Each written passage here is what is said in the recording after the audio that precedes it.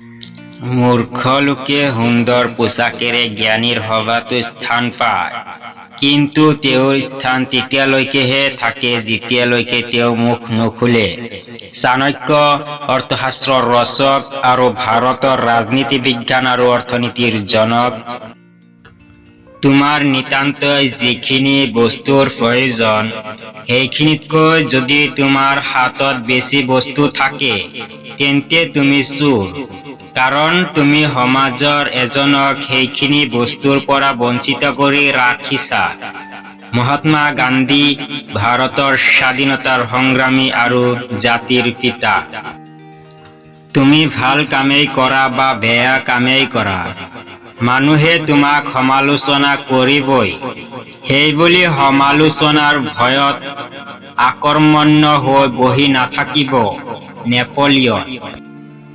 আমি ইচ্ছা কৰিলে প্ৰতি বছৰে মেজৰ আৰু অফিচাৰ কৰি গঢ়িব পাৰোঁ, কিন্তু বুদ্ধিজীৱী গঢ়ি তুলিব নোৱাৰোঁ।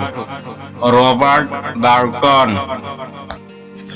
আনক ঘৃণা কৰাটো নিগনিৰ পৰা ৰক্ষা পাবলৈ নিজৰ ঘৰখন জ্বলাই দিয়াৰ দৰে।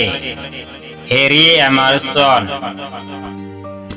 যিয়ে আনক নিয়ন্ত্ৰণ কৰিব পাৰে তেওঁ শক্তিশালী, আৰু যিয়ে নিজক নিয়ন্ত্ৰণ কৰিব পাৰে তেওঁ আৰু বেছি শক্তিশালী। লাও ত্zu। ঈশ্বৰে যেতিয়া তোমাক স্বাধীনতা প্ৰদান কৰিছে, তেন্তে তুমি আনৰ গোলাম নহবা। হযৰত আলী, ইছলামৰ চতুৰ্থ খলিফা। মানুহৰ লগত তেওঁলোকৰ বুদ্ধিৰ পৰিমাণ কথা কবা। হযৰত আলী, ইছলামৰ চতুৰ্থ খলিফা। অনুগ্ৰহ কৰি ভিডিঅ'টি লাইক, শ্বেয়াৰ, কমেণ্ট আৰু ছাবস্ক্ৰাইব কৰি দিব। ধন্যবাদ।